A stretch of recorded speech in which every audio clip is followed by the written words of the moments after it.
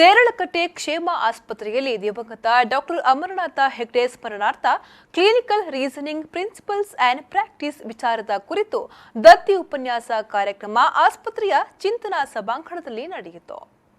ಚೆನ್ನೈನ ಶ್ರೀರಾಮಚಂದ್ರ ಉನ್ನತ ವ್ಯಾಸಂಗ ಹಾಗೂ ಸಂಶೋಧನಾ ವಿಶ್ವವಿದ್ಯಾನಿಲಯಗಳ ವಿಶ್ರಾಂತ ಕುಲಪತಿ ಡಾಕ್ಟರ್ ಸುಬ್ರಹ್ಮಣ್ಯ ರಂಗಸ್ವಾಮಿ ಅವರು ದತ್ತಿ ಉಪನ್ಯಾಸವನ್ನ ನೆರವೇರಿಸಿ ಮಾತನಾಡಿ, ಪುಸ್ತಕಗಳ ಅಧ್ಯಯನದ ಜೊತೆಗೆ ಕೌಶಲ್ಯ ವೃತ್ತಿಯನ್ನ ವೈದ್ಯರು ನಡೆಸುವುದರ ಮೂಲಕ ವೈದ್ಯ ವೃತ್ತಿಯಲ್ಲಿ ಯಶಸ್ಸನ್ನ ಸಾಧಿಸಬಹುದು. ಜ್ಞಾನ ಸಂಪಾದನೆಗೆ ಪುಸ್ತಕ ಓದುವುದು ಸರಿಯಾದ ಕ್ರಮ. ಆದರೆ ವೈದ್ಯ ರೋಗಿಗಳ ಜೊತೆಗಿನ ಉತ್ತಮ ಬಾಂಧವ್ಯವನ್ನ ಕಾಪಾಡಲು ಕ್ಷೇತ್ರದಲ್ಲಿ ಕೌಶಲ್ಯಾಭಿವೃದ್ಧಿಯನ್ನ ನಡೆಸಬೇಕಿದೆ.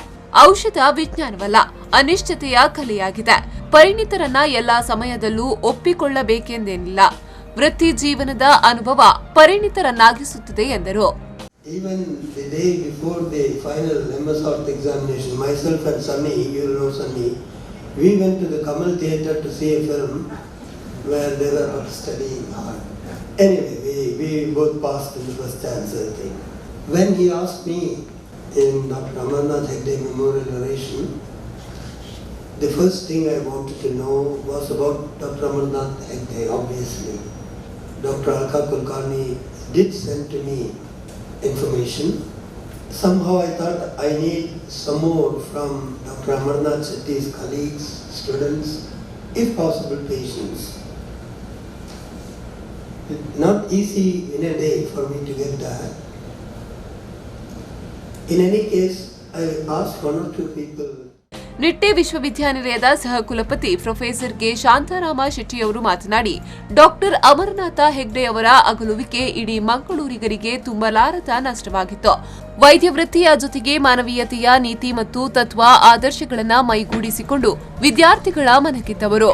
ವಿದೇಶದಲ್ಲಿ ಉತ್ತಮ ಅವಕಾಶಗಳಿದ್ದರೂ ಅವುಗಳನ್ನ ತೊರೆದು ದೇಶದಲ್ಲೇ ಸೇವೆಯನ್ನ ಆರಂಭಿಸಿದ ಸಾರ್ಥಕತೆಯನ್ನ ಕಂಡವರು. ಇವರನ್ನ ಸ್ಮರಿಸುವ ಕಾರ್ಯಕ್ರಮ ಶ್ಲಾಘನಾರ್ಹ ಎಂದರು. It is pleasure because perhaps I had spent the maximum number of hours with him, perhaps much more than anyone else here except his family members. Painful because we lost him at a time when we needed him most. Painful because the people of Mangalore lost a great physician. Painful because the students lost a great teacher. Ecstasy because he taught his friends how to live and let live. Ecstasy because he taught the highest ethics and philosophy of medical practice, which he practiced to the core. Born in a very illustrious one family. ಈ ಸಂದರ್ಭ ನಿಟ್ಟೆ ವಿಶ್ವವಿದ್ಯಾನಿಲಯದ ಕುಲಪತಿ doctor Satish Kumar Bhandari, Nitte ವಿಶ್ವವಿದ್ಯಾನಿಲಯದ ಕುಲಸಚಿವೆ doctor Alka Kulkarni, ಕ್ಷೇಮ ವೈದ್ಯಕೀಯ ಕಾಲೇಜಿನ dean doctor PS Prakash ಉಪಸ್ಥಿತರಿದ್ದರು. Arif Kalkatta, ವಿ4 news 24/7 Deralakatte.